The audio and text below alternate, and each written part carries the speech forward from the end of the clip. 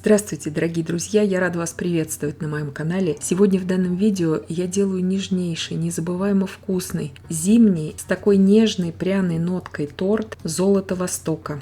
Торт необыкновенно просто вкусный получается. Тает буквально во рту без преувеличения. Готовится очень просто и быстро. Из простых и доступных продуктов идеально подойдет ко всем рождественским новогодним праздникам. Очень атмосферный такой тортик с очень красивым разрезом. И, как я уже сказала, нежнейший просто на вкус торт. Если вы любите такие пропитанные, влажные, с такой очень обильной начинкой торты, то это как раз этот вариант. Для коржа нам понадобится. Сначала приготовим сухие ингредиенты. 220 грамм муки, 40 грамм какао-порошка и 10 грамм разрыхлителя. Я сейчас перемешиваю и отставляю пока в сторону. 4 яйца среднего размера весом примерно по 50 грамм без скорлупы комнатной температуры. Щепотка соли. 2 пакетика ванильного сахара по 8 грамм. Все это взбиваю сейчас до такой пышной пены. И добавляю туда 180 грамм сахара.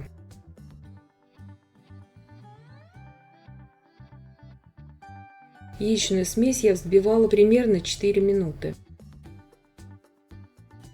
Добавляю туда 100 грамм растительного масла без запаха и 100 миллилитров молока комнатной температуры.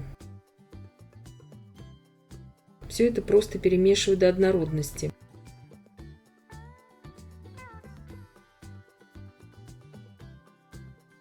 Просеиваю туда всю сухую смесь. И также сейчас миксером просто перемешиваю, ничего здесь долго не взбиваю.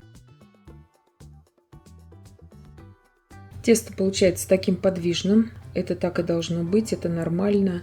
Выпекать буду при температуре 175 градусов Цельсия на режиме вверх-вниз без конвекции. Форма у меня здесь 28 на 18 сантиметров. Также можете брать и круглую форму 24 см в диаметре. Выпекаю примерно 35 минут на среднем уровне. Дверцу духовки, конечно же, во время выпекания мы не открываем. Корж у меня испекся, я ему дала остыть в форме. Когда он у меня уже остыл до комнатной температуры, извлекаю его из формы, перекладываю его сразу на ту подложку, на которой я буду собирать этот торт. В данном случае это у меня эта же форма. И при помощи большой кондитерской насадки делаю вот такие отверстия в этом корже. Я погружаю кондитерскую насадку практически до дна, но не совсем. То есть корж еще должен оставаться там внизу, но отверстия такие глубокие должны быть. И обратите внимание, что близко друг к другу совсем эти отверстия не делаем, иначе они будут просто сомкнуты. И это будет некрасиво потом в разрезе. Они все-таки должны стоять немножко отдельно, эти отверстия. И сразу же подготавливаю форму. То есть форма должна быть полностью готова. И готовлю начинку. В качестве начинки нежнейший пудинг с корицей у нас будет здесь. 50 грамм сахара, 40 грамм кукурузного крахмала. Все это я просто перемешиваю. 500 миллилитров молока холодного здесь у меня. Часть от этого молока я вливаю просто для того, чтобы у меня разошелся сахар с крахмалом.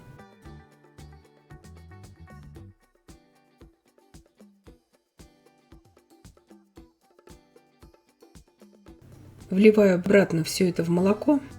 Добавляю также 1 чайную ложку корицы к молоку и 1 пакетик ванильного сахара. Иду сейчас все это уваривать.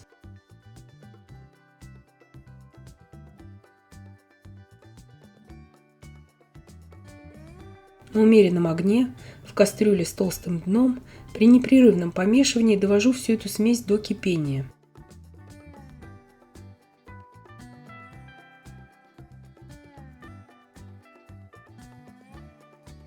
Когда пошли первые пузыри, я провариваю еще примерно 30 секунд, чтобы смесь загустела.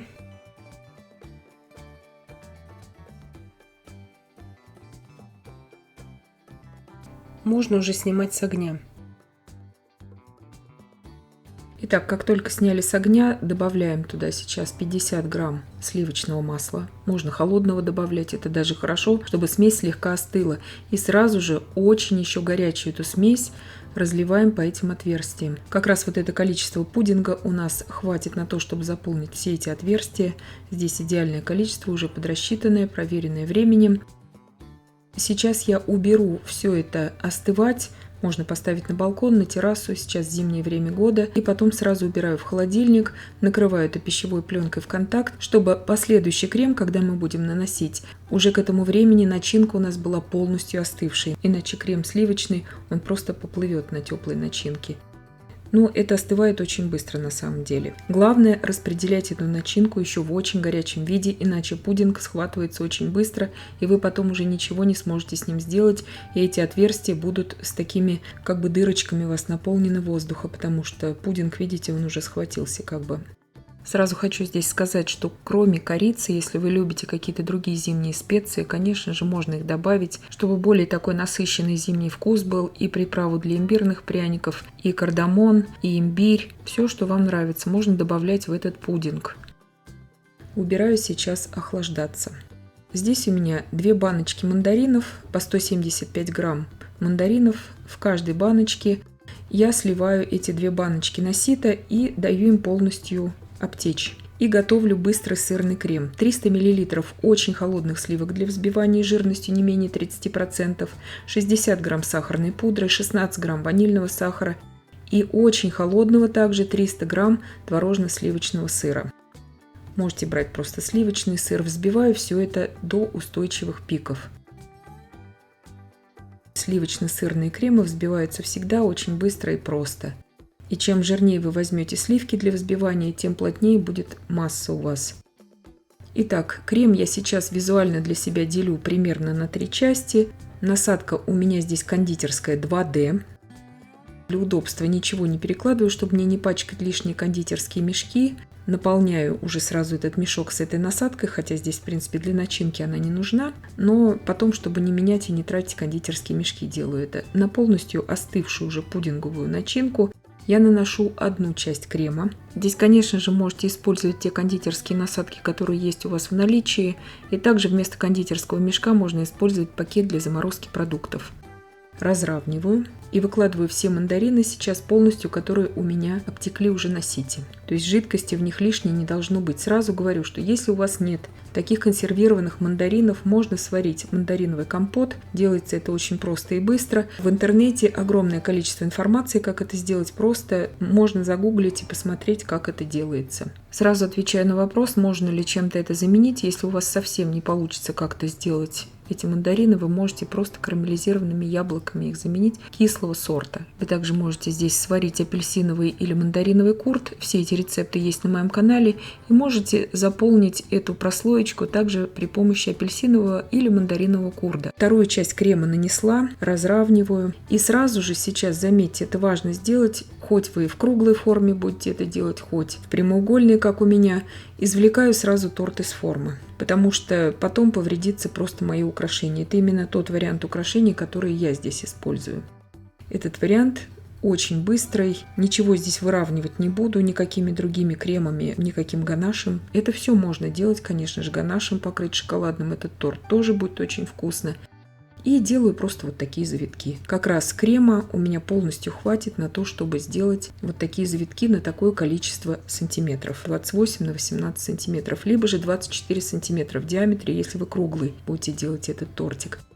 Торт этот готовится очень просто.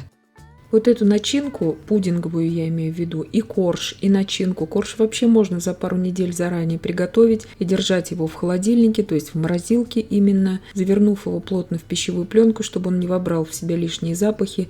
Начинку пудинговую также за сутки заранее можно залить. С ней ничего не случится, и уже непосредственно перед подачей, там буквально за полдня, может быть, отсадить вот этот сырный крем, чтобы просто распределить свое время работы над этим тортом. Он совершенно несложный.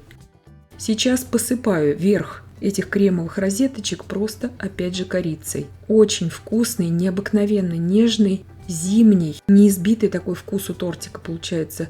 Настоятельно советую его приготовить. Нежнейший по вкусу, съедается мгновенно такой торт всеми любителями именно зимних таких вкусных десертов.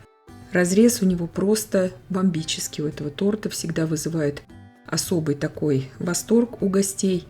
Мандарины придают особую сочность этой начинке. Разрезать очень удобно все эти пудинговые начинки горячим сухим ножом, чтобы не клеился ножка этой начинки. Этот торт прекрасно нарезается на порционные кусочки. Он идеально держит также свою форму при комнатной температуре. И я надеюсь, что видео было полезным и познавательным. Подписывайтесь на мой канал, ставьте лайки, пишите комментарии. Я всем желаю больших успехов и до встречи в новых видео.